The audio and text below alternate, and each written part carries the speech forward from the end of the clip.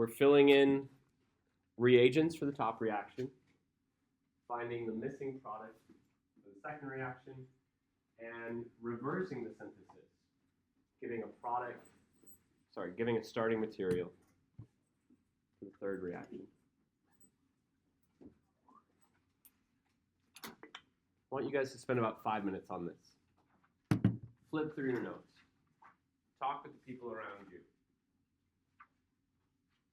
Even if you don't feel confident on all of it, what do you feel confident on? Jordan said he could name it. Great. Identify where your strengths are so that you can better identify what you need to study.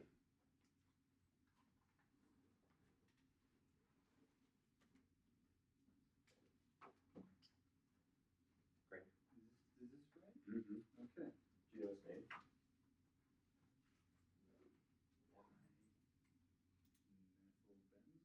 Benzene? Yeah, but there are 3 isomers of dimethylbenzene. Oh, so this would be 1,3. That would work. Do you have another way you could abbreviate 1,3? Yes. There are special words for this. There are special words for that.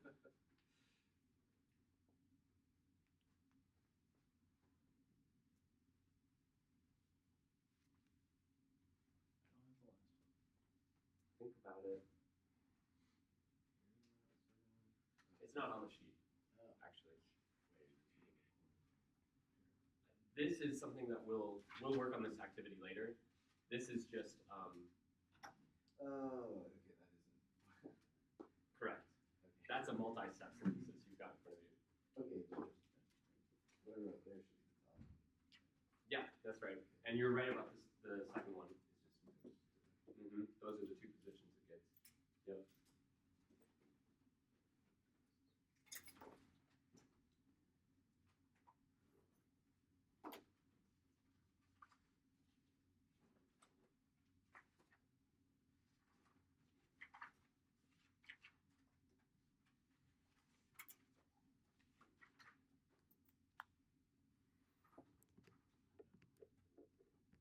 Maybe. Why no?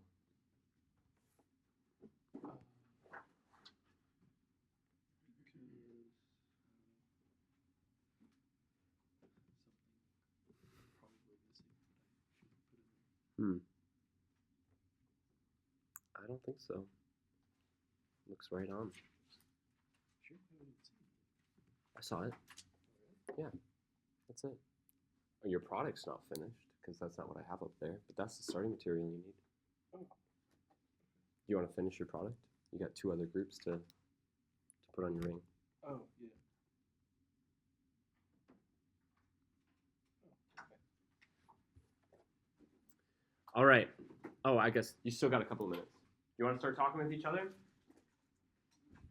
Are your notes filled out? Is that where the holdup is? You're not sure how to analyze these problems because you don't have the material in your notes?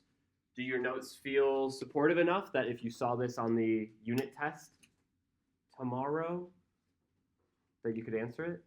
I think I haven't done a good job of reminding you guys you have a unit test this weekend. I didn't do a good job with that in my OCHEM 1 class either. They walked out and I was like, bye, you have a unit test this weekend. Why don't you guys talk with each other? If you find a classmate that doesn't have any of the answers, try to teach it to them so that you can prove how well you understand it yourself. And this one, you can try.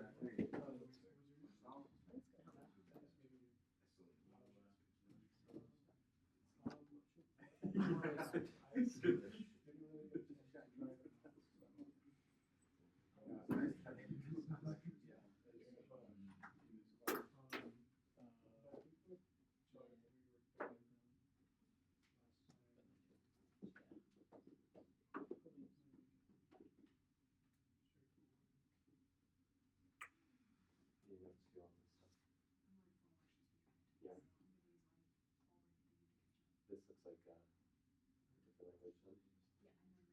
different language. Good. Okay. Is fall break this week? Next week. So you don't have to prepare for anything else. Good. So set the time you're going to take your tests, right? Do you guys remember the unit tests? Part A, 2 attempts, 1 hour each. Don't spend an hour each if you don't need to. Spend 30 minutes on the first one. Recognize your strengths and your weaknesses, and take the remaining time to study. Don't take the second attempt right away. Study in between it. Then come back hours later or the next day and take your second attempt. And then part B, 1 attempt. Do you know what's going to be on your part B? Stuff like this. No. Have you seen your written work yet? The aromatic written work. You will have a mechanism to solve and a synthesis to solve, just like your written work. When is your written work due? Tonight. If you can get it in before tomorrow, I will grade it and give you feedback on it tomorrow. Tomorrow is the first day of your unit test. If you do not get it in tonight or tomorrow, sometime before like 3 p.m., I can't promise that I will grade it. I left that feedback on a lot of your written work from the first unit. I might not be able to grade it in time. And I'm not trying to encourage this, but I may have time on Monday to grade it. But I have unit tests on Monday to grade for my OCHEM 1 as well. So I may not have time on Monday to grade your written work. And if you wait until Monday night to take your part B, that would be the only possible chance to get the feedback from me. But I don't want you to have to wait until Monday night to get feedback to do part B.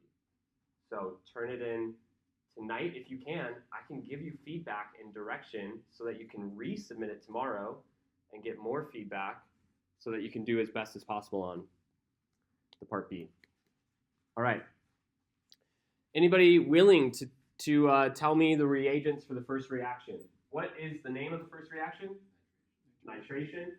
What do we need to nitrate benzene? Nitric acid and sulfuric acid. Good. HNO3, H2SO4, nitric acid, sulfuric acid. Sulfuric acid acts as a catalyst. What type of reaction is happening in the second reaction? Chlorination. Do you remember the common name of this precursor?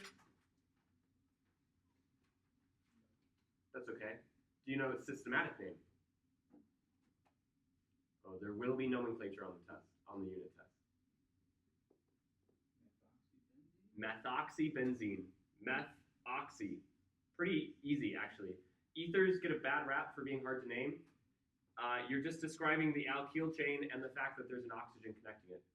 Methoxybenzene, what's the IUPAC name of the product here?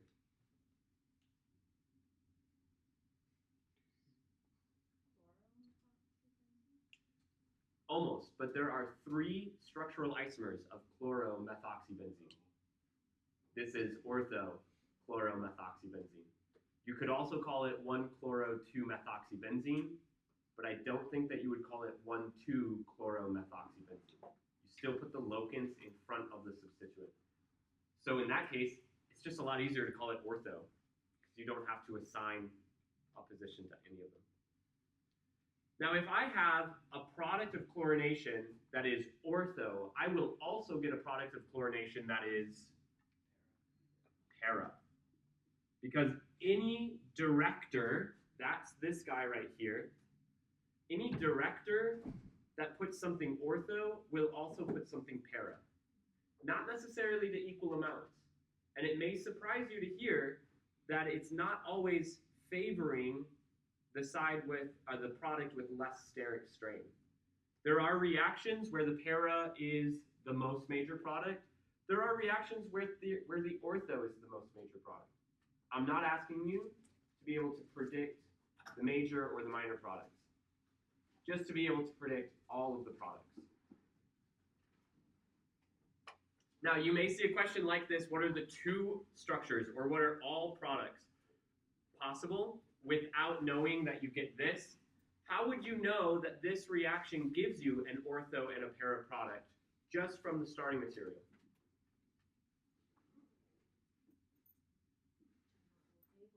Check that table. Yep. We made 3 columns. Electron donating, halogens, and electron withdrawing. This is an electron donating group because it's an oxygen group.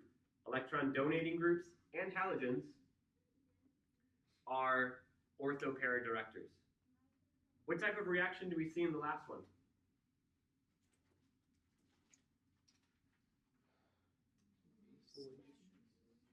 Acylation. Some of you put Friedel Crafts in there. That's very generous of you. They're dead. They don't care. Other people might care. I don't know. I really could get canceled for what I say in this class. Try me. Acylation. And how was it substituted? What is the position of the acyl group to the position of the other groups? It is ortho to one of the methyls, and it is para to the other methyl. What does that tell you about the methyl groups? Those are ortho-para directors. Alkyl groups are also electron donating, despite not actually having electron groups.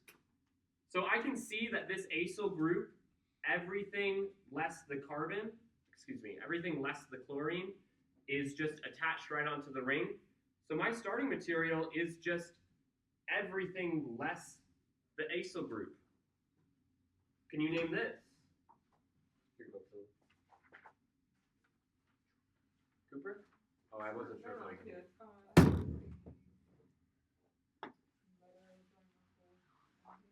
Got it. We haven't gotten so far as to name ketones yet, so I wouldn't ask you to do that. But if this was an aldehyde, could you name that product?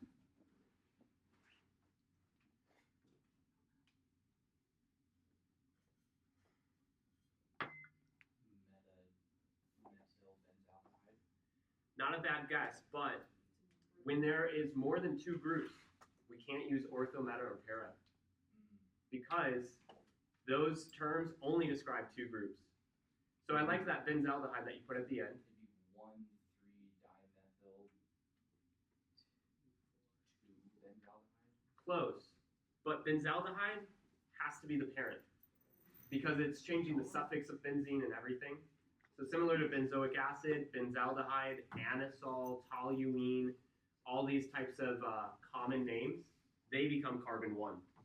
So we'll have to name the methyl groups off of that. But I like how you tried to, I think you were trying to minimize the Lokenstedt. 2,4-dimethyl benzaldehyde. Not the compound we're looking at, but you guys get the idea. So the aldehyde is just assumed that aldehyde is 1. The position 1. Yep. When you say benzaldehyde, that's position 1. Yep. Otherwise, you have to name the aldehyde as a substituent. You'd have to say 3-carbaldehyde, 2-methyl, etc. There is another product that forms here, but I didn't show it because it's likely a very minor product. Notice how the position I've shown is ortho to one methyl group and para to the other, which means that it's equivalent to this side. Can't flip it. If I put it here, it's the same molecule, not a different product. Correct, but there is another product in the middle. There is a byproduct of HCl, but there is another structural isomer. Because both of these methyl groups have another ortho position. They share an ortho position. But this product is incredibly sterically strained. That product needs to try and overcome the steric strain from both methyl groups, so it's likely a very minor product, despite it actually being a directed spot. Matt. You're having like a smaller molecule that you're adding to the ring. Since you have two ortho directors, would that increase then the likelihood that it'd be in between both of them? It very much increases the likelihood if the size becomes smaller. So if you're adding maybe a chlorine, you have a higher chance of this being a larger product. True. All right. I have a new sheet for you guys today, but also we haven't quite finished going through our first sheet. So yesterday we left off with which of our 6 EAS reactions? Oh.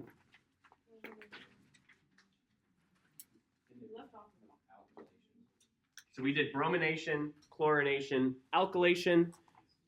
Now we want to show an acylation reaction. I'm actually going to take us to the back side of that sheet. That's where you have all of the words on that sheet from yesterday. And we're going to show the mechanism for this top reaction.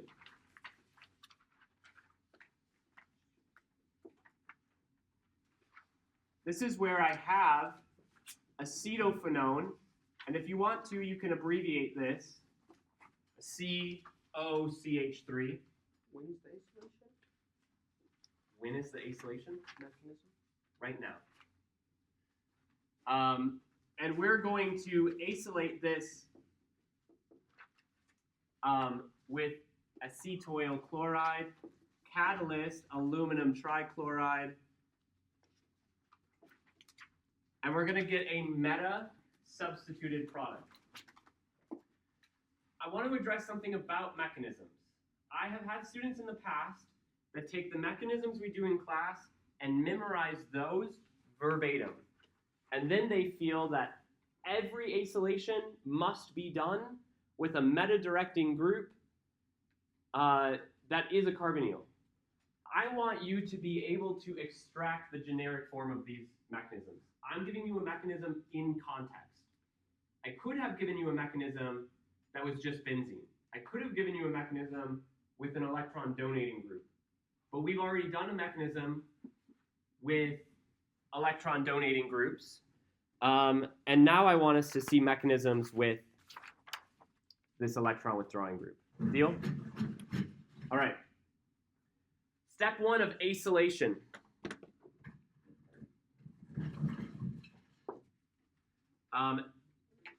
Actually, I should clarify this. I want to set this as step A and B again, because this is all activation of the electrophile. We'll have our acetophenone compound, but it actually doesn't play a role in our first step. This is just like a alkylation. The aromatic ring doesn't play a role. Instead, the chlorine bonds to the Lewis acid, aluminum.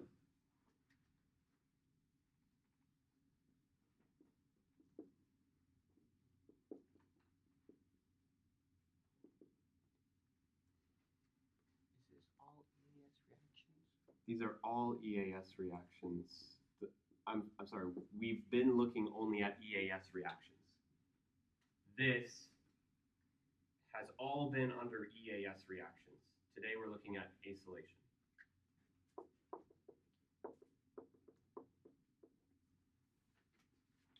What does this remind you of? Anything? Does it remind you of step 1A in alkylation? Chlorine bonds to aluminum? Does it remind you of step 1 in chlorination? Chlorine bonds to aluminum? Does it remind you of step 1 in bromination? Bromine bonds to iron? That's because they're all quite similar. But our electrophile is not quite generated yet. So next, we will see that this, wow, that was really bad. I'm just going to abbreviate it as pH for right now, because again, it's not playing a role. We'll see that this chlorine aluminum complex breaks off from the carbonyl. Again, reminiscent of alkylation. This carbon-chlorine bond breaks.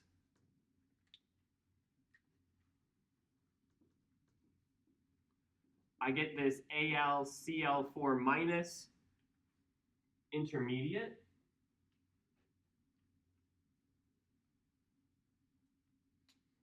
What is the charge on the carbon group that's left behind? Positive. And it's specifically on the carbonyl carbon, correct? geometry does that carbonyl carbon have now? What hybridization? It goes from trigonal planar and it becomes linear. It has lost one of its electron regions. So I will not mark you off points if you show this, but it is not correct. What I would encourage you to show instead is the actual form of this intermediate. It's scary, but it's linear. And it's not alone either. This is one of two resonance forms where the oxygen shares a lone pair to create a triple bond and hold the positive charge. That is our activated electrophile. It's a carbocation, but it's not a normal carbocation. It's stabilized by the oxygen through resonance. It's a linear carbocation.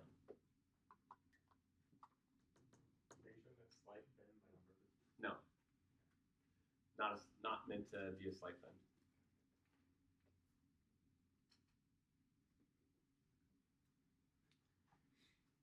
Now for step 2, which is actual addition using the ring.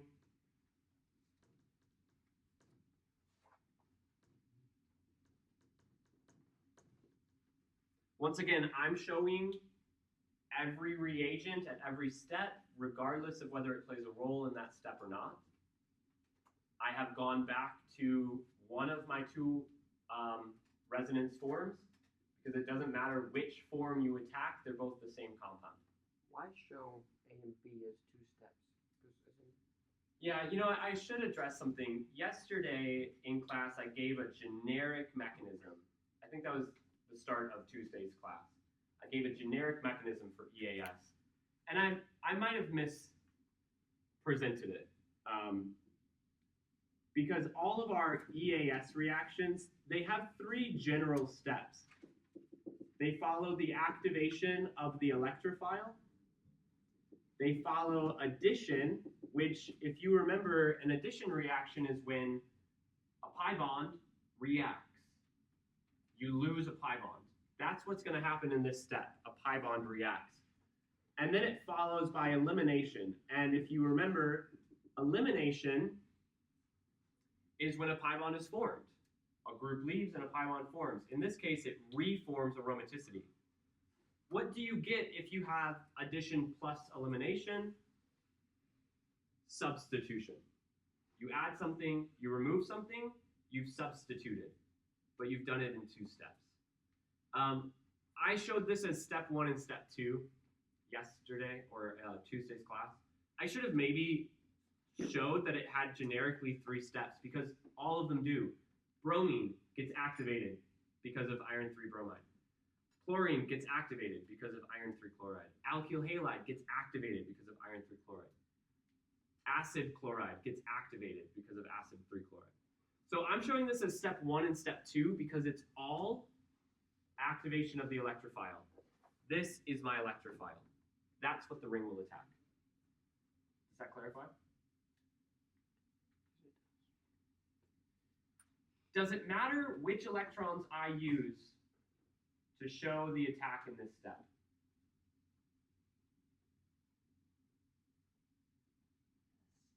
It does. If I use these electrons, then either the carbon to the carbonyl, the substituted carbon is attacking, or the ortho carbon is attacking. I don't want either of those carbons attacking. But if I use this pi bond, then the meta position can attack. And if I use this pi bond, a meta position can attack. There are 2 meta positions that give the same product. So there are actually 2 pi bonds that are okay to use. So I'm going to show from this, because that aligns with the meta carbon that we showed the product on up there. Ring acts as a nucleophile.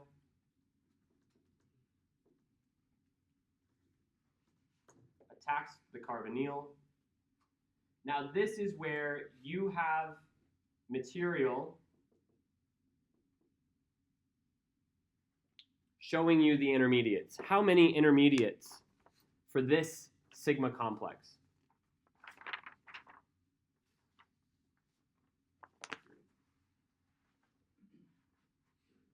Three intermediates. That's the minimum number, by the way. Is the carbonyl group going to stabilize this sigma complex? No. Electron withdrawing groups do not stabilize the ring when it acts as a nucleophile. They destabilize the ring. They deactivate the ring. Now here's the thing. This electron withdrawing group, we saw that it puts a partial positive on these positions ortho and para to itself, which is why the ring is attacking from a meta position. If the positive charge on the sigma complex ever ended up on this carbon, it would experience a more destabilized positive charge because this carbonyl is already trying to rip electrons away. Putting a charge here is even more destabilized. So remember, electron withdrawing groups weaken the nucleophilicity at positions ortho and para, and they destabilize it more if it attacks ortho and para. They destabilize the ring the least if the ring attacks meta. This is why we're showing this mechanism, because electron withdrawing groups can do EAS. They just require a little bit more energy to do so. Here's my positive charge, which is not exactly how the pi bonds lined up on your worksheet. So this is actually the last resonance on your worksheet, and we'll work towards the first resonance form. When you show sigma complexes in your mechanisms, how many of the sigma complex forms do you have to show? All of them. Because I've been drawing all of them, I'm encouraging you. You will lose points if you do not draw all of them. Pi bond shifts towards the positive charge. I know some students are going to want to take this other pi bond and jump around that sp3 carbon. Can't happen. Remember that resonance happens in threes. 1, 2, 3 atoms. Charge, pi bond. Second resonance form. Notice that the positive charge skips right over the substituted carbon. Thank goodness. Because otherwise, that carbon would be incredibly destabilized. 1, 2, 3. Pi bond shifts again. And if you are struggling to write these out on your paper, don't worry about it. Use that worksheet. Fill in on that worksheet. Just try to follow along with how to move the electrons and where the charges are moving. That's my last resonance form. I apologize for these being so close together.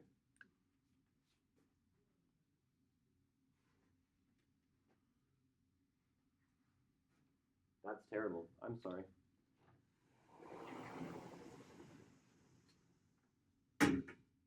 Now again, if you're working from the worksheet, this is the one you started with.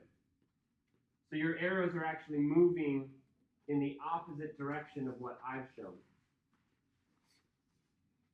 Same number of arrows in each of them.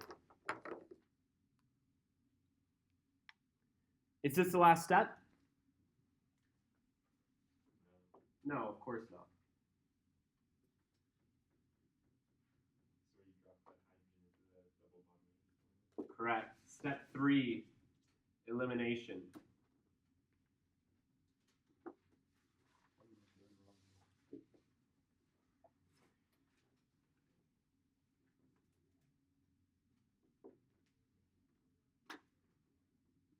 If you are doing a fully sequential mechanism, meaning you're not drawing the products and then copying them down again in the next step, but you're actually just adding arrows on the products to show the next step, then remember that you have to show elimination on whatever your final resonance form is. Please do not double up using one resonance form to show the formation of the next and using it to show a further step. Don't double up. Cl takes its electrons back. I forgot my hydrogen up there.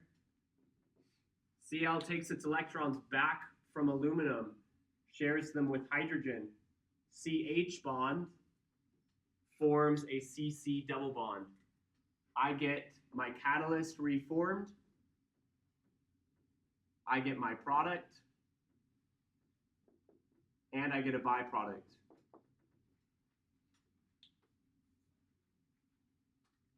Cameron. Does it matter which of these resonance structures we use in the third step at all? No. It matters the least what resonance form is eliminated. It matters the most that you don't double up on any one resonance form.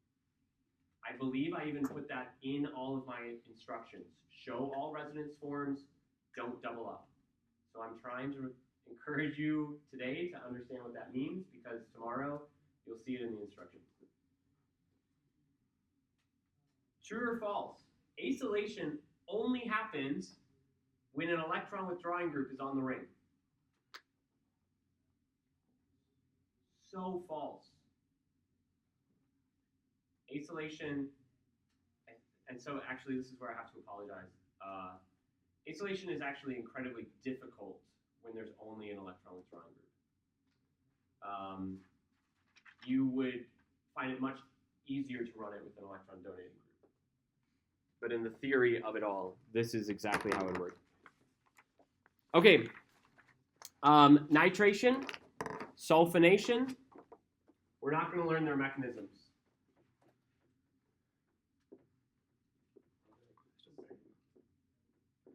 Same as what? Yeah. Something difficult just means you have to add more heat to it? Yep. So can the alkyne oxygen, or what would that be called, the alkyne oxygen around your left shoulder? Can that happen in the alkyne form, or does it have to happen It's not an alkyne. The sp carbocation. And what is the question? Can it happen in the 3-bond forms? Yeah, resonance forms are all the same molecule. So if you wanted your mechanism to have this instead, all you need to do is add an extra arrow. Because when you attack that carbon, now you have to break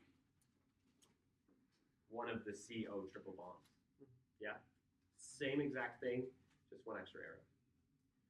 I will say, I will not require you to, I would encourage you to show both of these resonance forms of the acyl carbocation, but I will not take points off if you don't show them. My priority is the resonance forms of your sigma complex. Why is it that I don't care for you to show me? Why is it that I don't care to test you on nitration and sulfonation mechanisms? They're not that messy. They're no more messy than this. The nitric acid actually gets protonated by sulfuric acid and then kicks off a water. And now you have your activated electrophile. Protonation, elimination, it's pretty much still just 2 steps. Sulfuric acid is even 1 step shorter. It just gets protonated and then attacked. So it's not that they're harder, but these, to me, are more relevant to you. I want you to understand how the carbon chains are working. I want you to understand how the halogens are working. I want you to recognize that because you don't do a lot of reactions with nitration and sulfonation. But you do a lot of reactions with carbon groups and with halogen groups. What is the 3rd step called?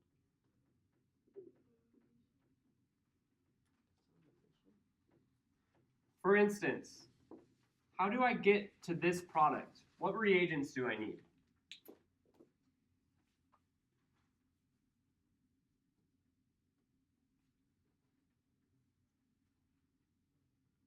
BR2. Not H2SO4, No, H nu. Light.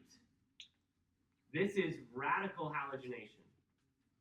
So one thing that I love to do on multiple choice questions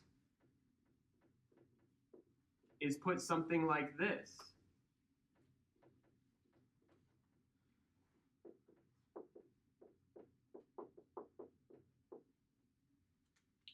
How many different ways have you seen bromine introduced? Bromine with light, bromine with iron, bromine alone, bromine with water, bromine with alcohol, bromine with hydrogen peroxide. And almost the same thing for chlorine. So it's relevant to me to show you that when when bromine is with iron-free bromide, it goes through an EAS mechanism. You know that, you've seen it, you know the mechanism.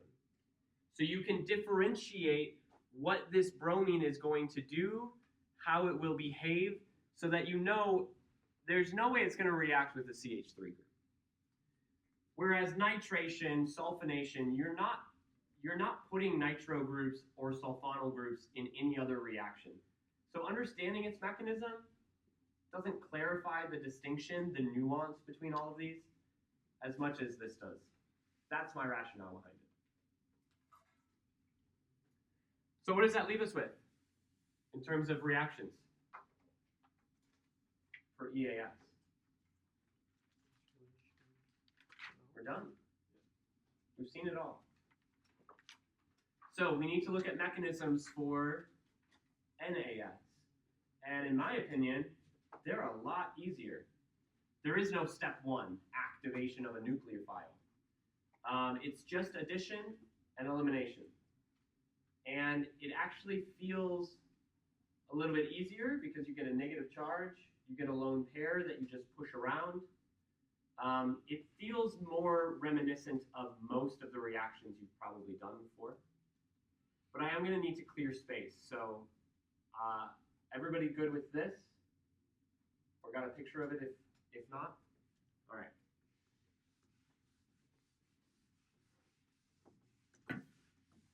There are 3 nitration reactions on your sheet. One is on the bottom of the first page, and I lied. There's only 2. One is on the bottom of the first page, one is on the bottom of the second page.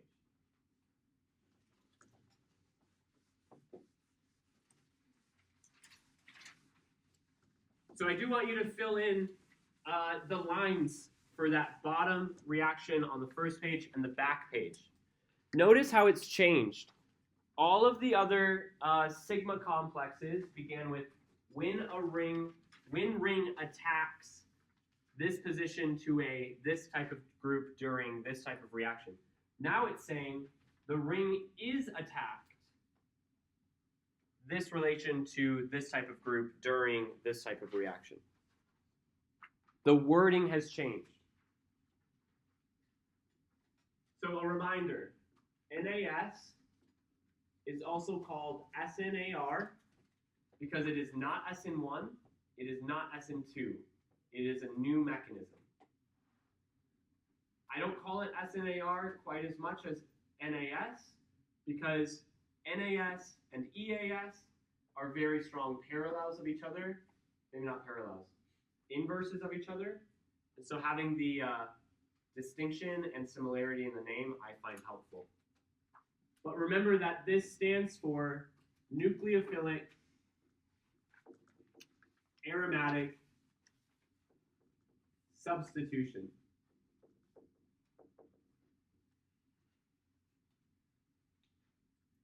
Which means that we are substituting the aromatic ring with a nucleophile. So here are the nucleophiles that we typically see. Hydroxide, alkoxide, not water, not alcohol. This is a ring you're trying to break open, an aromatic ring. You are trying to disrupt aromaticity. You need a reagent that can push past that energetic stabilization. Water, not strong enough. Alcohol, not strong enough. Hydroxide, alkoxide, those are strong enough. And my groups mixed up. Amide. It's really unfortunate. Isn't that a meme? It's amide. The conjugate base of amines are called amides. Much like the carbonyl functional group. Carbonyl nitrogen is also amide. This is amide. You put Na, NH2, sodium amide. Na, NHCH3, sodium methylamide. Na, NCH32, sodium dimethylamide. So, we can also swap out one of those hydrogens for an R group, or we can swap out both of those hydrogens for an R group. Those are all variants of amides. And this is another place where I think I lose students a lot. You may not see the reagents written like that. You are allowed to write the reagent as that if you are filling in the reagent for a reaction, but you're going to see something like sodium hydroxide, sodium alkoxide, sodium amide. You're going to see a counter ion, but the counter ion is just a spectator. It's not playing an active role. It's just balancing charge. What was, after we were doing SN1, SN2, what was terpetoxide? Terpetoxide is Is that just going to be the same? so terpetoxide runs anti-Zaitsev anti-Zaitsev elimination, E2, because it's big and bulky. But in this case, you can eliminate on an aromatic ring, and you make a benzyne, it's explosive. So you don't try to make it. Terpetoxide would much rather substitute than eliminate, but it is going to have a higher barrier of activation still, because it's a big, bulky group. So if you're trying to put methoxide or terpetoxide is much harder to do.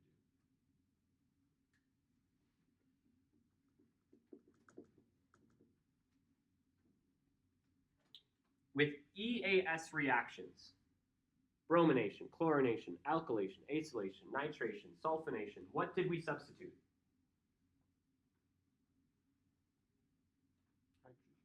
A hydrogen. We took a hydrogen off of the ring. Well, first, we added a group, and then we eliminated a hydrogen. You do not substitute hydrogens here. You need a leaving group. You need something that can take electrons away from carbon. This gave electrons back to carbon because carbon gave away its electrons first.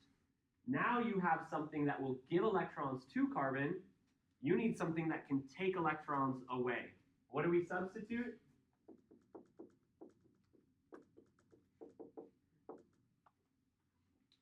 Halogens. Or fossil oxide? No, we won't. What? I've not seen it done. Not saying that it can't be done, but for our class, you'll substitute halogens. I like the idea because in SN1 and SN2, back in OCHEM 1, we called them pseudo-halides, things that eliminate or substitute just like halogens. For us, it'll just be halogens. And there is actually an order of reactivity to these.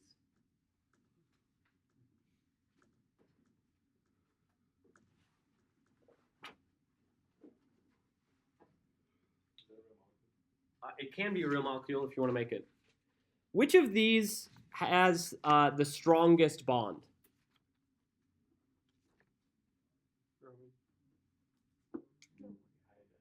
No. All the wrong answers. Fluorine. Fluorine is the smallest of the halogens, so it's the most similar in size to the carbon. They have the most overlap in their orbitals, strongest bond, shortest bond. This is the strongest bond, correct? You have a question on that? It's the shortest, but It is the strongest. It's so electronegative, eh? It is very electronegative, but it is the strongest bond. Well, isn't that a problem? Has the density over by itself, not on the ring? That's fine. Partial positives are not the same as bond strength. So which of these bonds do you think would be the hardest to break? You'd think, right? Because it takes the most energy to break that. Do you think it takes more energy to break aromaticity, oops, sigma, and get a sigma complex, or does it take more energy to break the halogen bond? Break aromaticity or break a halogen bond? I've actually already shown it to you. Look at the energy required to break aromaticity, and then the energy required to break the halogen bond. Doesn't compare. It's harder, the highest barrier of activation here, it's harder to break aromaticity. So which of these breaks aromaticity the best? Which of these makes it easiest to break aromaticity? Which of these makes it easiest for a nucleophile to attach? Because you're not going to break the halogen bond until here. So the strength of the halogen bond plays no role in the nucleophile attacking. Jamie? Killian? Would it be the fluorine? Because if their nucleophiles are negative, then there'd be strongest partial positive there? This is the biggest partial positive. This is the smallest. This may be the strongest bond, but this breaks aromaticity the easiest.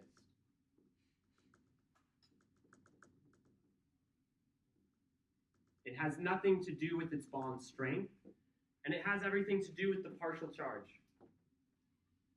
It is still a harder bond to break. So in that way, we could show something like this. For the iodine, it takes more energy to break that aromaticity. It takes more energy to get to the sigma complex. But once you're there, it doesn't take as much energy to break the halogen bond, sure. But what is the hardest part of a reaction coordinate diagram? It is the tallest barrier. Once that is done, everything else happens quickly. This happens the quickest, so this actually leaves the quickest. If you wanted a reaction to go faster, you want a faster rate, put a halogen, put a fluorine as your leaving group. Okay, now to be fair, I don't know that I will have you answer questions or that you'll be tested on with reaction rates, which of these will leave the fastest. And because we didn't learn how to fluorinate or iodate our benzene rings, you are predominantly going to see chlorine and bromine on the rings. But I just want to stress again, you must substitute a halogen. If there is no halogen, you cannot do EAS. And then I want to take a second to think about all of the groups we've already talked about. The electron withdrawing groups, the halogens, and the electron, sorry, I'm going to swap them. Electron donating on the left, electron withdrawing on the right. Similar to that first table we did. Did you say if there's no halogens, there's no EAS or NAS? I'm not sure what I said, but let's correct it. If there's no halogen, there's no NAS. Thanks for asking. Play the tape back. Yeah, substitute a halogens. Substitute a halogens. I'm not an English professor. I want to think about these groups again. We had nitrogen groups and oxygen groups and alkyl groups. We had halogens, and then over here we had carbonyl groups, nitro groups, sulfonyl groups.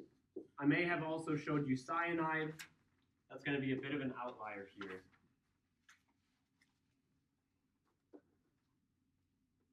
Which of these groups have we already seen how to put onto a ring? This? Alkylation, chlorination, bromination, acylation, nitration, sulfonation. NO2, haven't we? We have not seen how to put NR2, only NO2. And H2? NH2? We have not seen how to put NH2. Correct.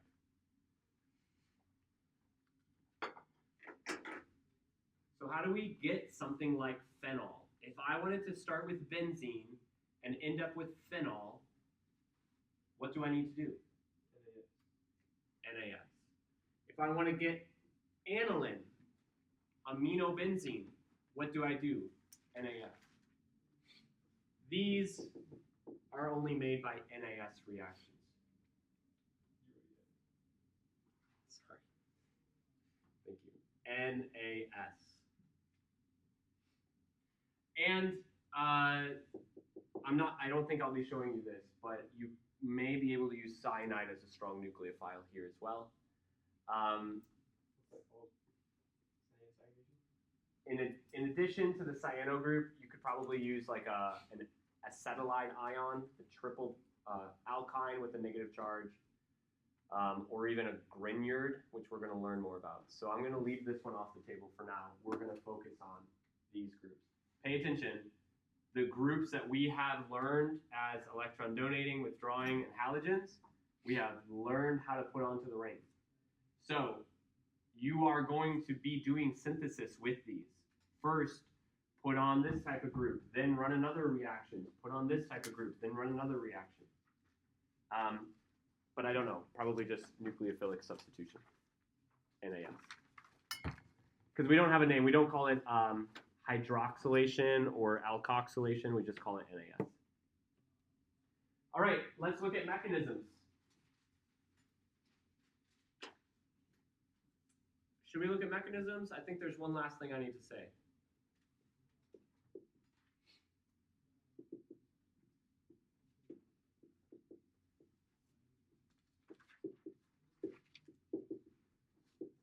In the same exact way that electron donating groups stabilize EAS at orthopara positions, electron withdrawing groups support NAS at orthopara positions. Remember, everything should flip. If EWGs are meta-directors in EAS reactions, then they are orthopara directors in NAS. Everything flips on its head. This was on your sheet yesterday. We talked about it again. NAS is inhibited by electron donating groups except for alkyl groups. So you will not see a reaction where you are asked to do NAS and there's an OH or an amine or an ether or an ester attached by the oxygen or a nitrogen attached by the oxygen, an amide attached by the nitrogen. Deal? All right. I really wish I had more board space. I don't want to erase this so soon, but do you all have this down well enough? All right. Let's get into this mechanism.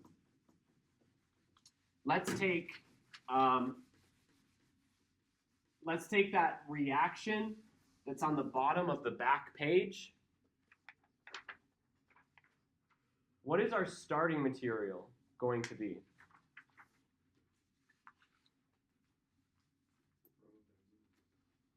On the bottom of the back page, where all the words are.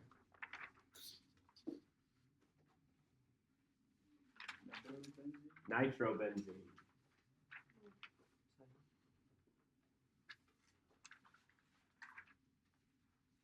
Oh no. I have a typo on this sheet. Would you all do me a favor with your sheets? There's no halogen to eliminate there, is there? So you need to take that hydrogen that's drawn on the same carbon as the alcohol, you need to make it a bromine.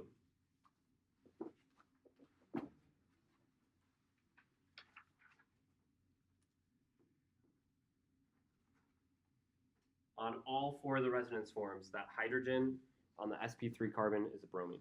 Could be a chlorine, but I wanted it to be a bromine. I didn't fix it. So our starting material is actually ortho-bromo-nitrobenzene. What is our reagent?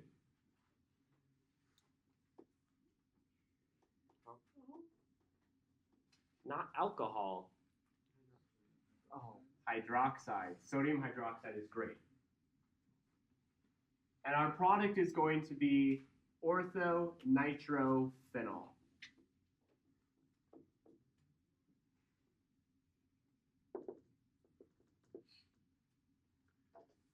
Step one is simply addition.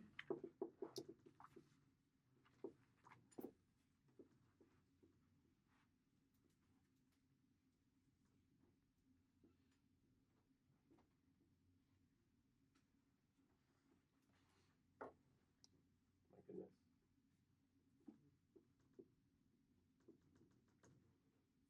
It is crucial that you show all of the bonds in the first step. All of the pi bonds, excuse me. You don't necessarily have to show the NO2 group, but you cannot show the circle in the aromatic ring because you need to break one of the 3 pi bonds. If you have the circle, you can't show one of the 3 pi bonds breaking. Which carbon does the nucleophile attack? Does it attack at the nitro or does it attack at the bromine? It attacks at the bromine carbon. Hydroxide attacks at the bromine carbon. Uh-oh. Too many bonds. Carbon can't have 5 bonds. What's the easiest bond to break? Pi bond. Pi bond is always easiest to break. Because I have drawn my resonance form like this, I can only break it one way. And I hate to say this, but it's not going to show the first form that you have on your page. So if you want to, you could reorient all of your pi bonds, just show the other resonance form. But once again, it doesn't matter which form you start with and which form you end with. So I've got this, it can only break this way. Congratulations, we are already on track to show the formation of our sigma complex.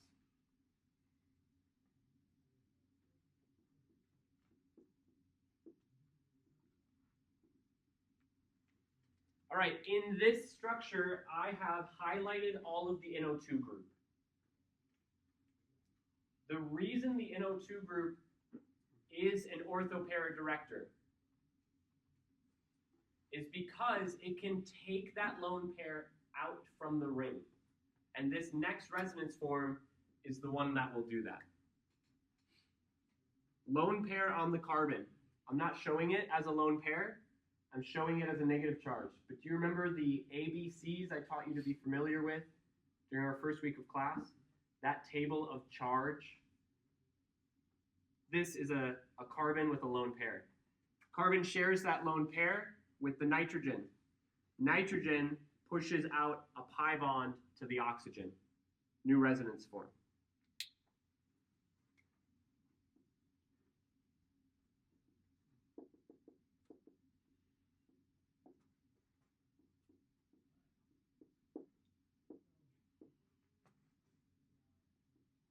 Notice that the nitrogen maintains a positive charge. Nitrogen is always bonded 4 times in the nitro group. But now the oxygen is holding on to the negative charge.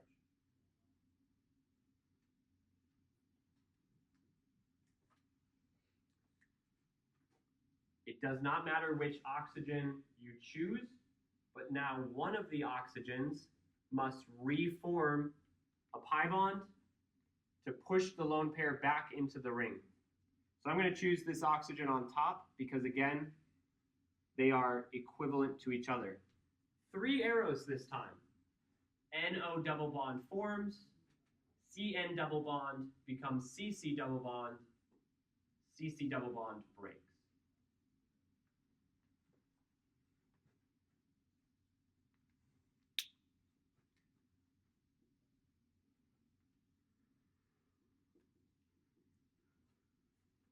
I'm going to go back to abbreviating my NO2 group Because now at this juncture, it doesn't matter the shape of the NO2 group. It's done its job. How many resonance forms left?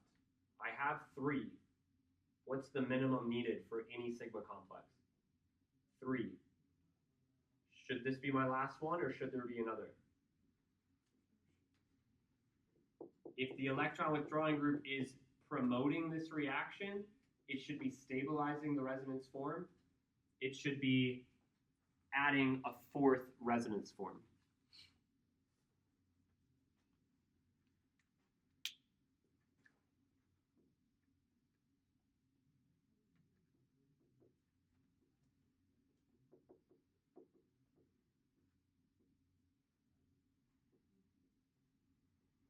Now I showed this as step 1 up here. I don't think I actually want to restart after this resonance form is done. I think I'd like to just continue and show the final product from here. So if you wanted to, you could show how right here we're going to have step 2 elimination.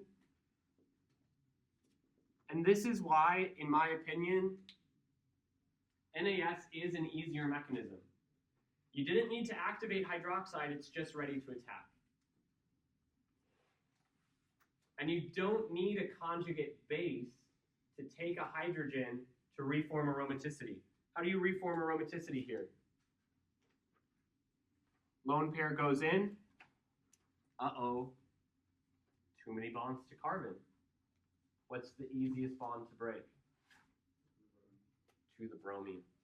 CBr bond breaks. I'm done. That's my final product.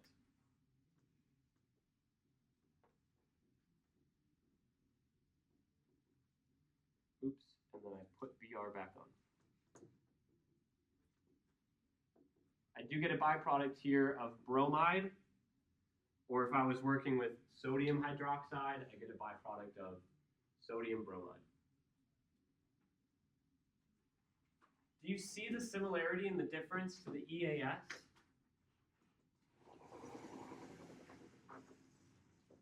Oh, man. Thought that would have more. Here I need electrons to satisfy a positive charge and get my aromatic ring back. So I take it from the CH bond.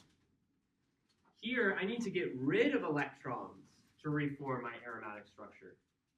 So I give them to my bromine. Same but opposite. Deal? Any questions? The name of this reaction? NAS. We're not going to name the reaction depending on whether it's hydroxide or alkoxide or amide, or it's just NAS. Yep. Yeah, where you see that line on the bottom 2 reactions, bottom reaction on the front page, bottom reaction on the back page, you can just say NAS during NAS. It's not called like Iol addition? Iol? No, you could call it hydroxylation, but I've not heard anybody say that. They just don't differentiate it. In on the back side, the ring is attacked with what position to what type of group? It's attacked ortho to an electron withdrawing group. That's the reaction we just did. But on the bottom reaction on the front page, the ring is attacked with what position to what type of group? It's attacked meta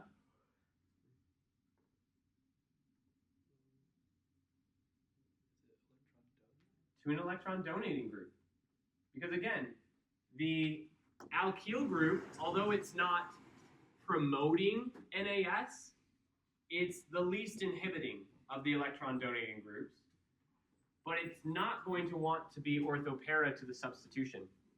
Do you notice, do you know what charge is going to be on the sigma complex in this last reaction?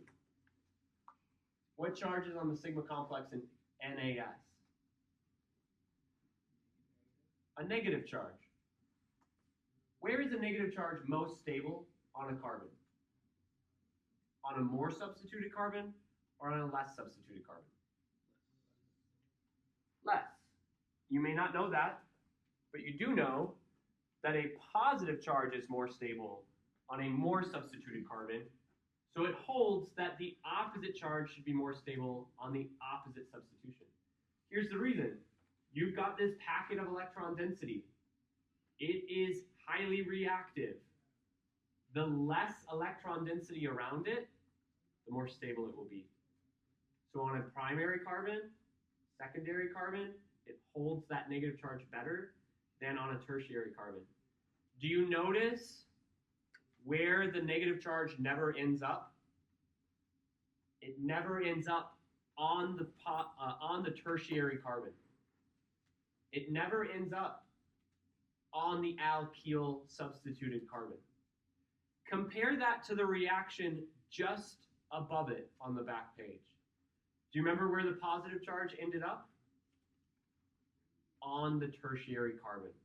The most stable form was on the tertiary carbon with a positive charge, and now the least stable form would have been a negative charge on a tertiary carbon. So it avoids it.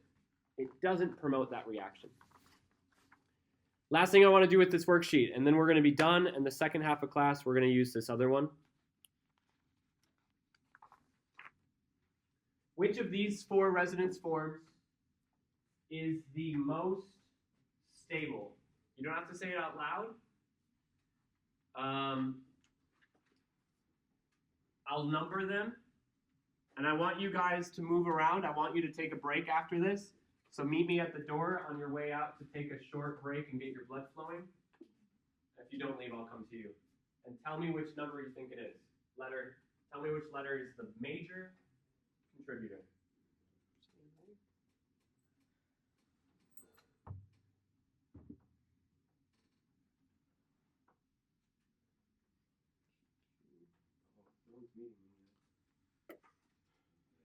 You don't know?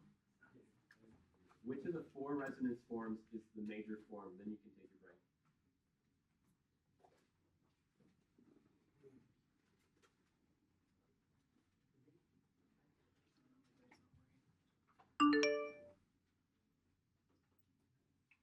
No, it's not the C and D. They are the same.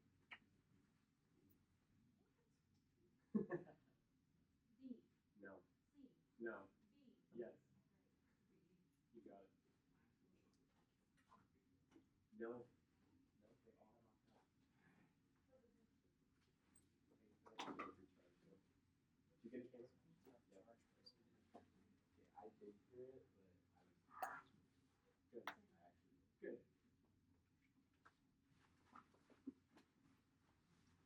That's fair. That's fine. I'm trying to force you guys to move because science shows that it helps you learn better. Can I ask why is B, because isn't the negative charge, because I was going to go with C initially, but because the negative charge is on the least substituted. I disagree, actually. That's a secondary carbon, that's a secondary carbon, and that's a secondary carbon. They're actually all secondary carbons. Okay. But why would carbon like to hold the negative charge?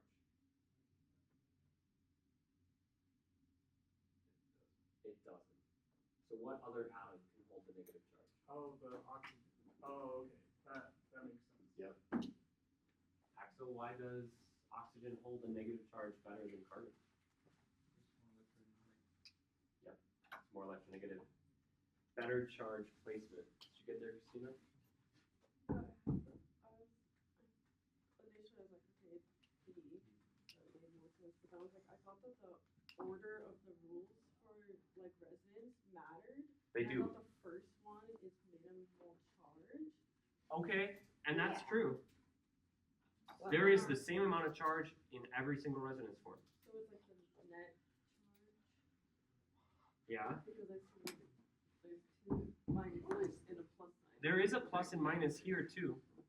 There is a plus and minus here. There is a plus and minus here. Oh, Seems there's like more. false to it. advertising. I'm just abbreviating it. That makes sense now. Yeah. You didn't tell No, I'm us that. confused. Like nitro is a Zwitter group, a I Zwitter ion group. knew that. It was just like confusing seeing it written differently. But that That's makes fair. sense. That's fair. So technically, these two, you would agree, have the same amount of charge. Negative, positive, negative. Negative, positive, negative. And then these, it looks like they have less charge. Yeah. That's fair. B, right? This was a trick. James, you never told me, did you? Oh, Apparently it's big. tell me why. Tell me Negative on why. any of the cards. Sorry? Because there's not a negative on any of the cards. Sure. Where's a better place to put a negative than on a carbon? No, oxygen. On an ox? Can you at least draw the oxygen thing out? I'm sorry, I don't think I understand. Draw the oxygen thing All out. of the nitro groups. Why? Waste your time. Ironic, eh? What? Tell me more. What are you trying to say right now? You didn't give us the group, and then we were confused about it. I did give you the group. Literally, the first time I said nitro groups, I said, by the way, this is a nitro group. Get to know it. You're going to have to draw it. I gave that to you last week, I think. Maybe last class. I can't remember. They all bleed together. I don't remember either. Must have not. Was the table really only Tuesday? I think we did the table last Thursday. Mm-hmm. Oh yeah, yeah. You gave it to us on the table last week. I gave you the NO2 group in the table. Did you copy the table down? This is not new. This is not a surprise. Shouldn't be. Getting Zeiss. Zeiss. Professor, what is this Elimination. I thought. Yeah, it might be erased. This is also elimination. You say me. I say you what? Yeah. This is addition. This is elimination. No, Like two. no. Step 1 is activation of the electrophile. Step 2 is addition. And step 3 is elimination. Look, you've got it here. 1, activation of electrophile. 2, nucleophilic attack, addition. 3, elimination. There's two. This is an elimination too, isn't it? Eliminate that bond. Relative to the aromatic ring. And the whole reaction is based on the aromatic ring. So that's a good point. But let's keep it focused on the aromatic ring. How does that sound? You do have process. Joe, I had a student that gifted me this Accidentally got an expensive last spring because like 50% of the lectures or more, I had to take my phone down during the break and plug it into the wall and charge it. It's hard, you know, at the end of a long day, my phone is not at enough capacity to record for 2 hours straight. And she was like, I use mine a lot, and I think you could use this. And I was like, wow. No. She actually retook the course. She had an A. She had an A, and she retook it and got an A. Yep. She didn't need to replace a grade. Like, I would understand if, like, she took the class and then it did, like, a whole year's after you take it. She took it, like, right after. I think her boyfriend was in the class, and so she wanted to be in the class with her boyfriend. Yeah, just a $500 day. So, Yeah. yeah, we went out there to see friends. All right. Which of these resonance forms is the major resonance form? The one where oxygen holds the negative charge. Why is that the major resonance form? Appropriate charge placement. That's rule number 3. Now, Christina brought up a great point. How does this not minimize charge? This looks like minimum charges, negative. That's it. Here I've got negative, positive, negative. That seems like maximum charges. Hidden charges on the microgroup. It's always been there. And so this is a great question. Because why do we need to bother drawing this out every time? When in actuality, the molecule is more like this. It's neutral, although there is a constant positive on the nitrogen and a split delocalized negative on the oxygens. So that charge is always there. You're not maximizing charges by showing the NO2 group. That was a great question. Do any of the forms maximize octets? Is there a form with maximum octets? Actually, remember last class we said you can rephrase it and say which of the forms maximizes bonds to carbon? Because carbon's really the only one that's ever missing an octet. Do you ever minimize octets? A is unminimized. They all have the same number of octets. All forms have the same number of octets. Even A? Yep. Octet, octet, octet, octet, I thought it was just octet, carbon. octet, octet, octet. Wasn't it mainly? This carbon is missing an octet? Mhm. Is that the point? Which one? Yeah, that one. This one? With 4 bonds? This one? Yeah. With 3 bonds and a lone pair. Mhm. So 2, 4, 6, 8 electrons. It's Sounds not like about oct- bonds. It's about electrons. It's about octets. And that's why the rule is maximize octets. So it is, yeah, maybe we should go back from saying maximize bonds to carbon. Actually, we do that here. We maximize bonds to carbon. And place the charge more appropriately. Because it's almost never stable to put the negative charge on the carbon. So give the carbon a bond, give the negative charge to someone else. This is the weird thing. Last class, we said with EAS reactions, if oxygen donates electrons, look at that top reaction on the front side. When oxygen donates electrons and takes on a positive charge, that's the major form. Oxygen with a positive charge. And here's the major form. Oxygen with a negative charge. How bizarre. How bizarre. That's why appropriate charge placement truly is the lowest contributing factor. It's more about maximizing octets first, and then, if you can, place charges appropriately.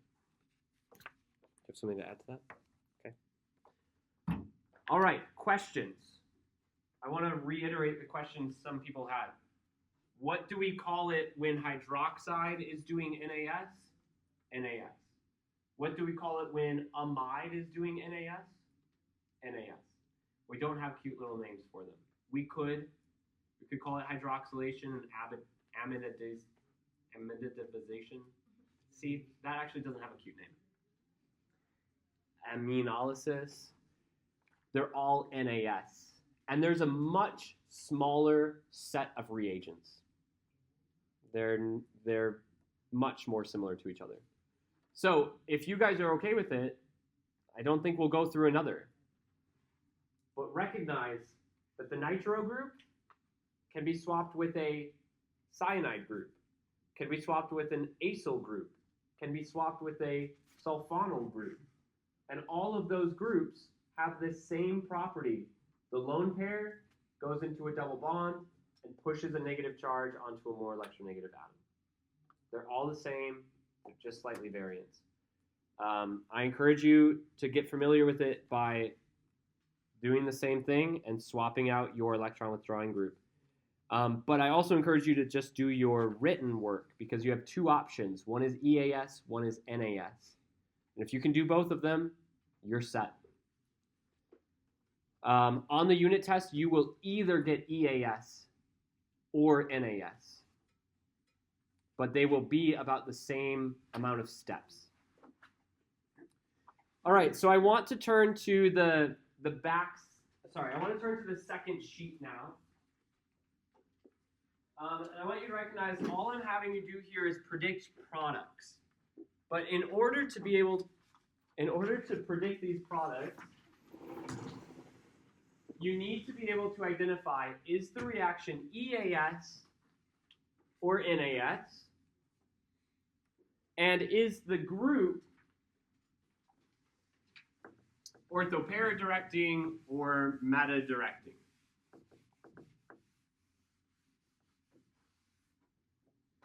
So let's take these first three on the left. First reaction, phenol with bromine and iron-free bromide. EAS or NAS?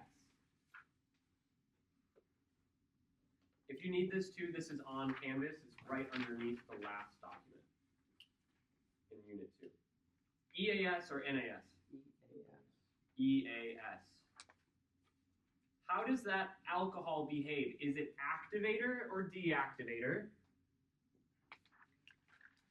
This is an activator for EAS. Is it orthopara or meta directing? Orthopara. So how many products do we get here? We can predict 2 products. One where the bromine is ortho, one where the bromine is para.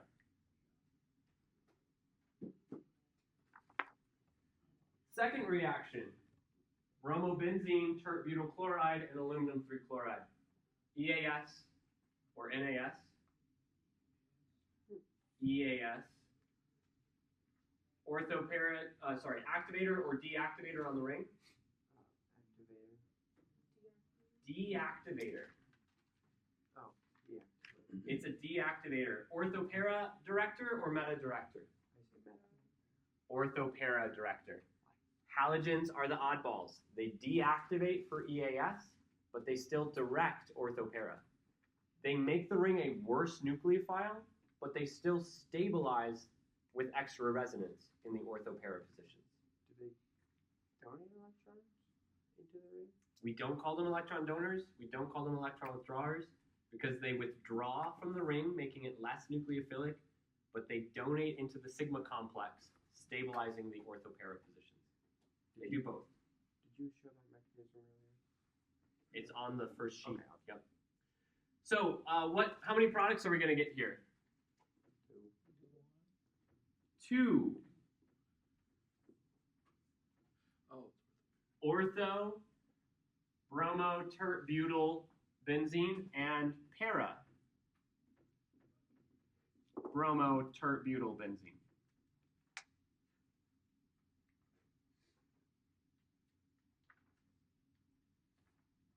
The third one is also EAS. Is this an electron donating or an electron withdrawing group? The cyanide, the nitrile group. Electron withdrawing. Notice that it has well, you can't notice it. It has 2 pi bonds from C to N, and those can pull electrons out of the ring. Activator or deactivator? Deactivator. Orthopara directing or meta directing? Meta directing. So how many products form here? Just 1. We're doing nitration, so here we get NO2 attached meta to the cyano group. Okay, good. Things get a little bit more complicated with more than one group. Who are you going to listen to? The substituent that is working hard, or the substituent that doesn't make the ring a better nucleophile, doesn't stabilize the intermediate? The ring is going to follow the substituent that activates it the most and stabilizes it the most. So, in this chlorination reaction, is the alcohol the director, or is the nitro group the director? Alcohol is the director. Why? Alcohol is EDG, activator. Nitro is EWG, deactivator. So how many products can I get here? Still 2. I can get 1 that places the chlorine ortho to the alcohol, and I can get 1 that places the chlorine para to the alcohol. Do you see how this game is played? This side, pretty straightforward. There's just 1 director. Second side, it's more of a challenge.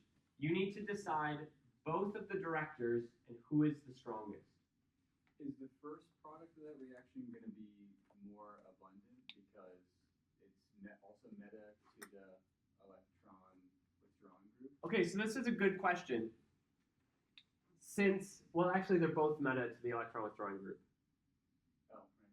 Does the electron withdrawing group stabilize the sigma complex? No. The electron withdrawing group destabilizes the sigma complex the least when it's meta to the ring. But in none of the resonance forms does the electron withdrawing group ever add a new resonance form. But electron donating groups do create a new resonance form. So honestly, you could pretend that the nitro group is not even there, other than the fact that it takes up a spot in the ring. I want you guys to try these next two reactions with the orthobromotoluene and the amide and the nitrile group. I want you to decide what is the major director and how many products will you get? What products can you form?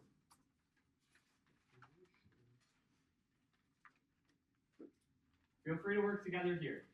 I want you to collaborate and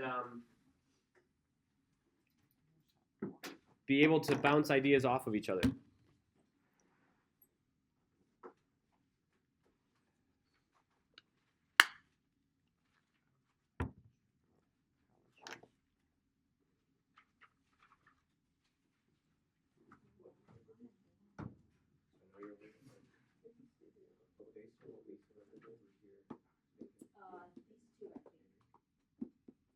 We know that this is a deactivator, correct? But what about the method? Sorry, what did you say? This is an activator. It's the weakest activator of the electron donating groups, but it's still a major director over a deactivator. Exactly.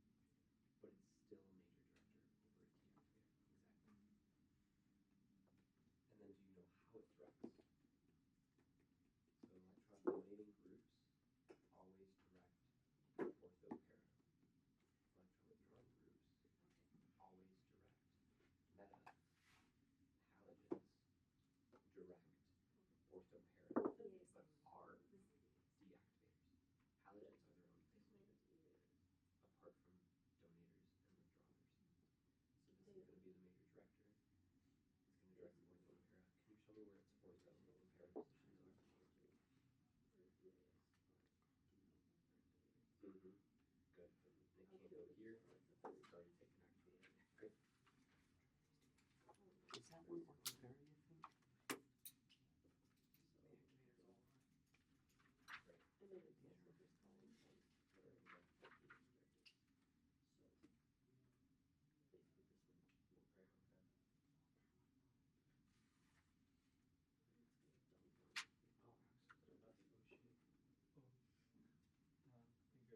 Are you okay? Yeah.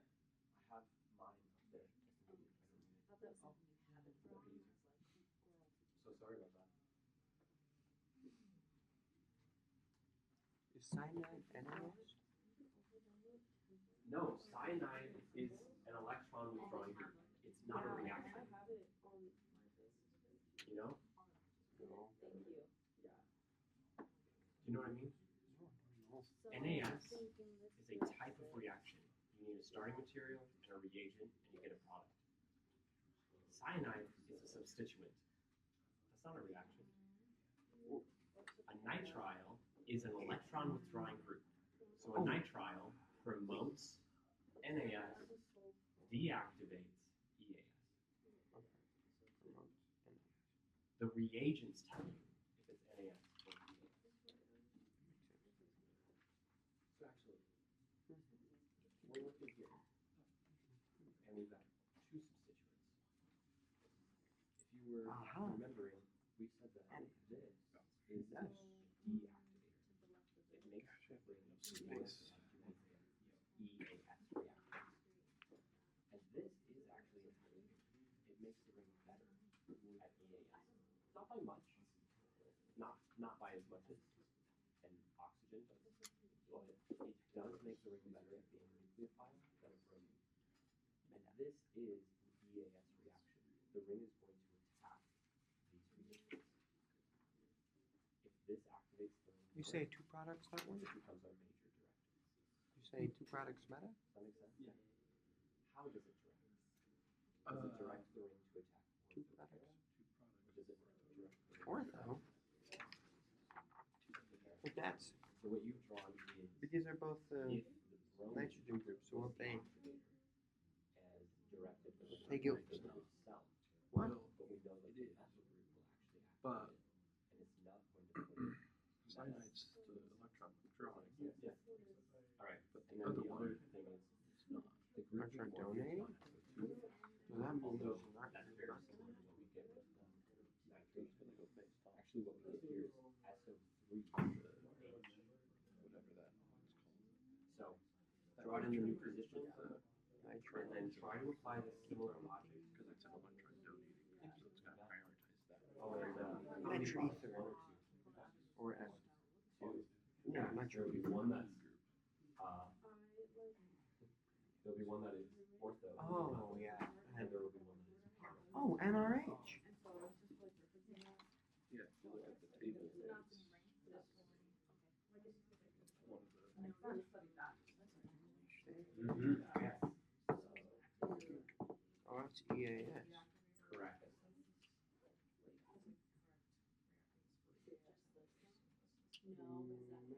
That's the director. Exactly. And it's odd because it looks like a carbonyl group, but it's not. Yes, correct. Carbonyl. So this is a. Yeah. It does look. Yep. That's a director. Double An activator. oxygen on that first. So there are two major products, or two products you can think of, but yes, correct. Oh, okay, so this. Acylation, because of the double oxygen. You're right. This is the major activator. I'll because picture we're drawing basically something the oxygen for a second. And what happens there?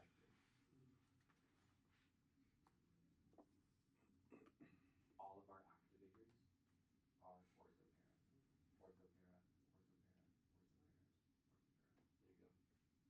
All right, what did you guys find? Good. How many products for each of these? Well, two products for each of them? Yeah? Did you get that too? For each of the Yep. All 6 of these top reactions were EAS. When you had the bromine ortho to the methyl in the sulfonation reaction, what is the major director? Who activates the ring more? Who stabilizes the ring more? The alkyl group activates the ring. I guess maybe we could make an argument that maybe the bromine stabilizes it more because it has another resonance form. But activation is all about that energy barrier. And the methyl group is going to activate more. And the methyl group is an orthopara director. So we get one group, one sulfonyl group that is ortho to the methyl, one sulfonyl group that is para to the methyl. What about in the last reaction where I have a cyanide and I have a amide? And I'm doing acylation. What is the major director here?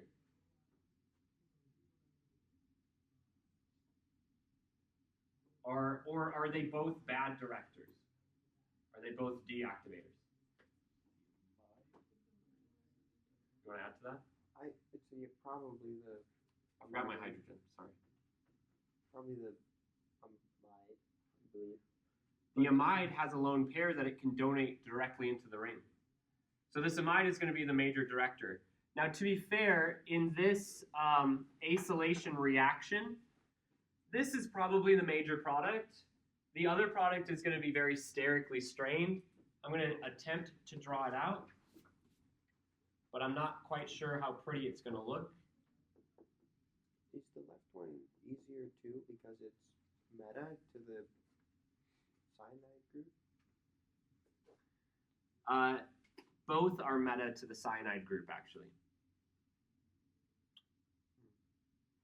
Yeah, see, this is really not pretty. It's not easy to draw.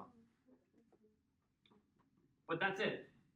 When you've got two groups, even more than two groups, you identify your most major director. Just pay attention to it.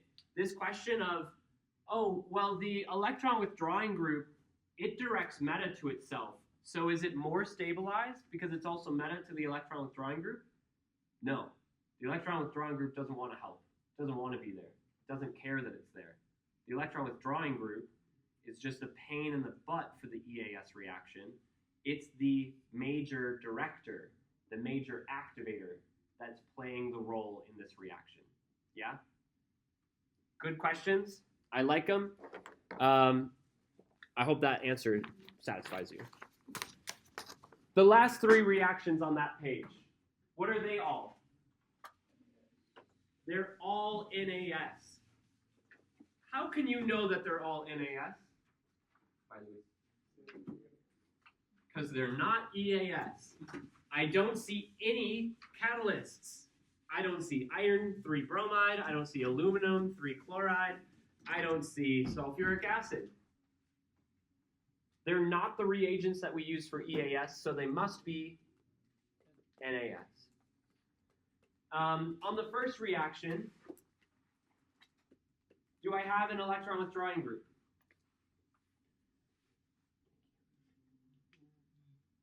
Yeah, I have that tert-butyl ketone. That acyl group is electron withdrawing.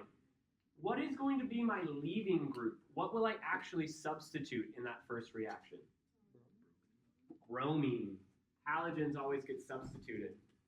And what group will I have as a product? What new functional group will I have in the product? Not an ester. A methoxy, which is not an ester, but an ether. It's just her sister. Yeah. Why don't I substitute the ketone? Because the ketone is playing a key role in actually stabilizing this whole thing.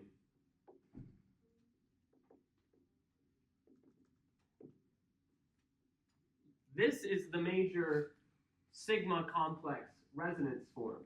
Notice how there's a double bond out of the ring and the oxygen is holding the negative charge. That's why it prefers this.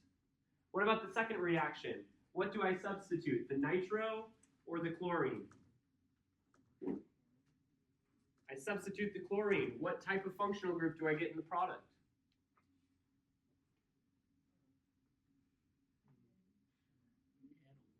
I get an amine, specifically a secondary amine, a diarylamine. Cool? It's as simple as just bonding that nitrogen to it. And we already saw how the nitro group can stabilize the sigma complex. Oh, now look at that last reaction. I have how many leaving groups? 2. So let's imagine we're only going to substitute 1. Which one is easier to substitute? The iodine that is ortho to the sulfonyl group or the iodine that is para to the sulfonyl group? Ortho. You mean meta? I did say para, didn't I? The ortho iodine or the meta iodine. The ortho is easier to substitute than the para. The para can be substituted, but the para form doesn't have this group.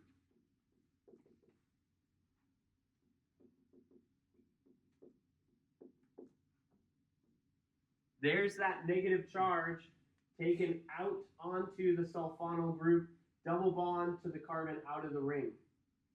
This ortho group has this resonance form in the sigma complex.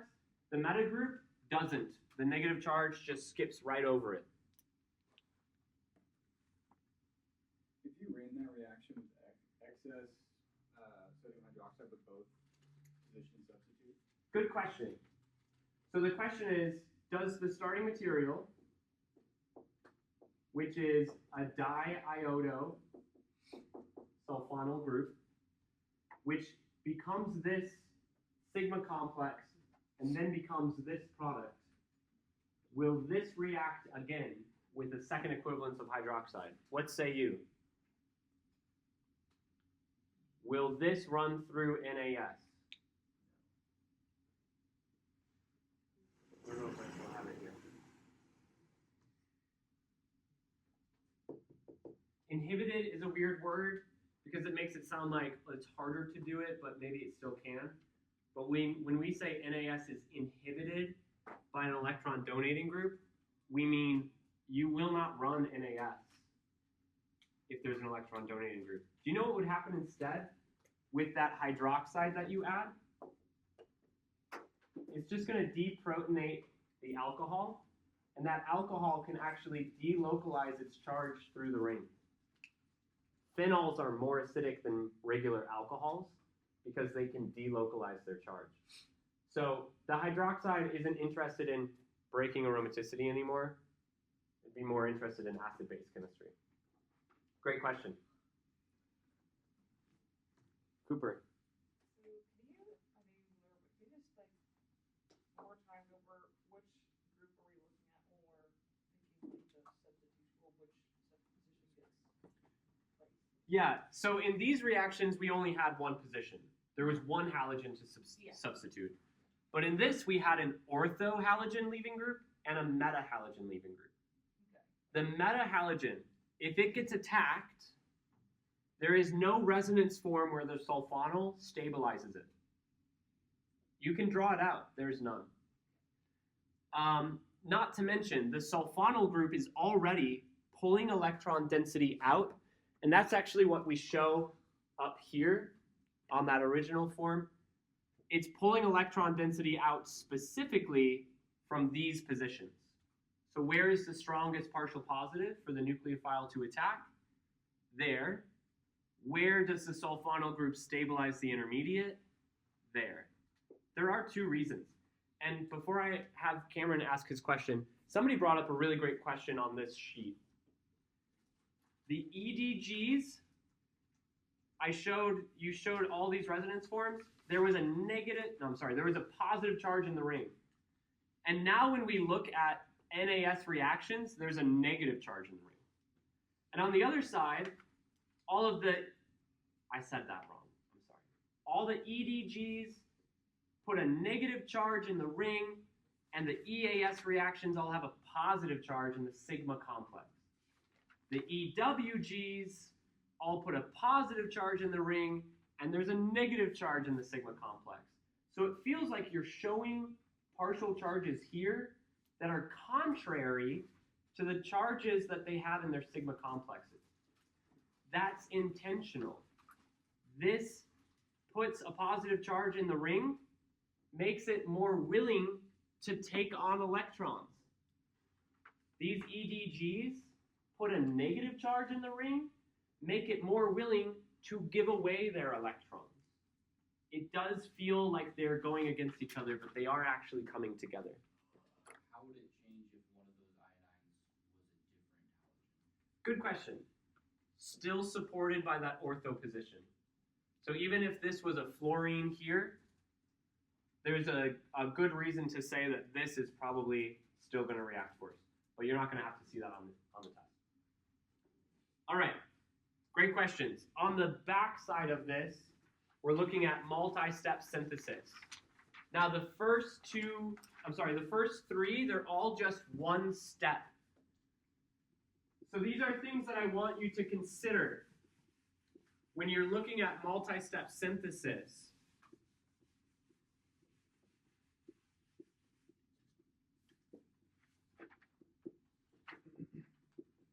What type of directors do you have?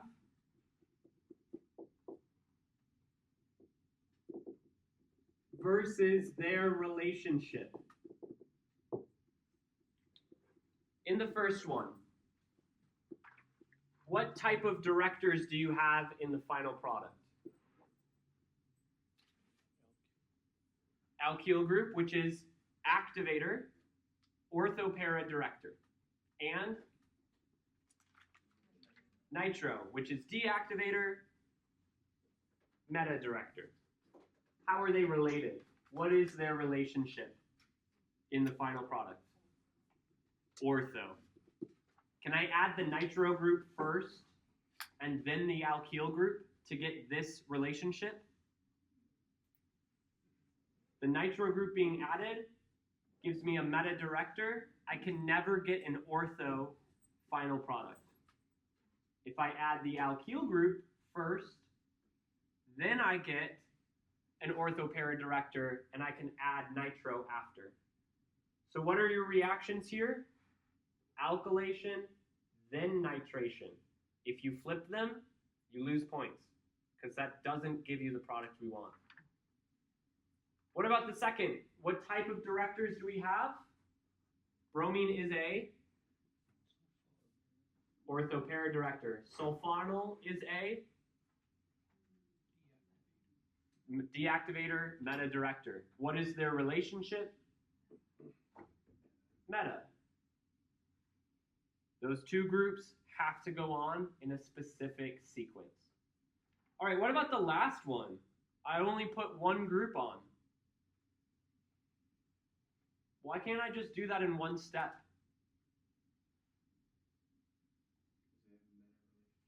There's no meta in the last one. There's no meta because there's only one group. Oh, sorry. No, in this third one. The last of the one step. Two step. So what type of group do I have in the end? An alcohol. How do I make an alcohol? What precursor do I need? What type of reaction, I just erased it, what type of reaction produces an alcohol, a phenol? EAS or NAS? NAS. What do I need for NAS? A halogen. Do I have a halogen on my starting material? No. This is the second thing I wanted to try and reiterate. Work forward and backwards. I've said this before, and I will say it again too. If you don't know what direction to take at the start, because you have benzene, you know you can't just put an alcohol right onto benzene. We never showed that. We explicitly said the alcohol needs to come on with the halogen. Well, you can go backwards. What makes the alcohol? A halogen group. Then I know how to put on a halogen. EAS followed by NAS.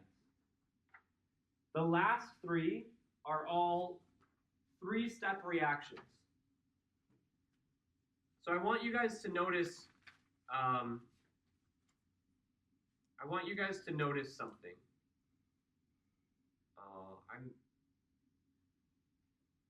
Sorry. Did we ever show how to put a carboxylic acid directly onto an aromatic ring?